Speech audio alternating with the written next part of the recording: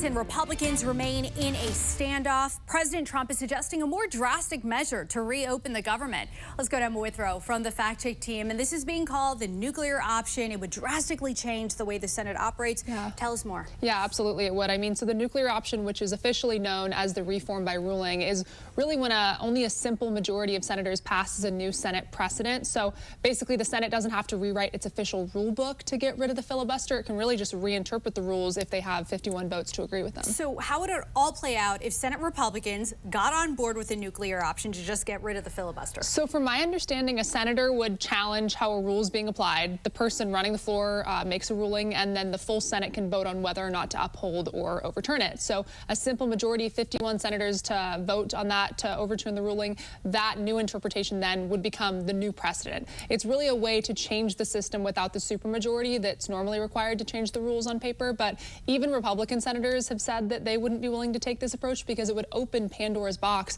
when it comes to passing legislation with just a simple majority rather than those 60 votes that are normally required. So it would really just give an unprecedented amount of power to whichever party is controlling both chambers in the White House. And also interesting, Senate Majority Leader Thune breaking with Trump on this, so we'll see. Yeah. We'll see how far this goes. Emma, thank you. Thanks. Later on, Emma will be back to break down when the nuclear option was used in the past. President Trump is pushing Senate Republicans to desert negotiations with Democrats and use the nuclear option to eliminate the filibuster and reopen the government.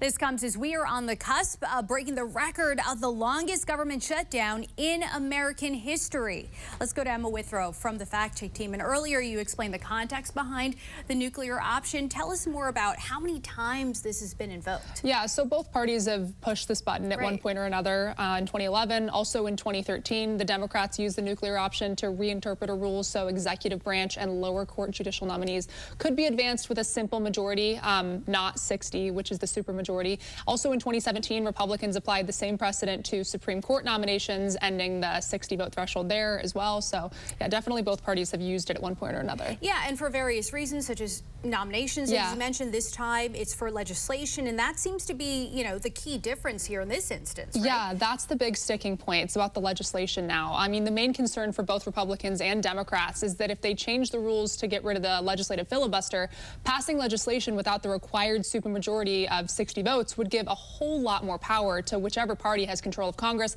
and also the White House. So it wouldn't really just change how the Senate operates. It would kind of change what the Senate is. I mean, the minority party would lose almost all of its leverage to block or negotiate bills.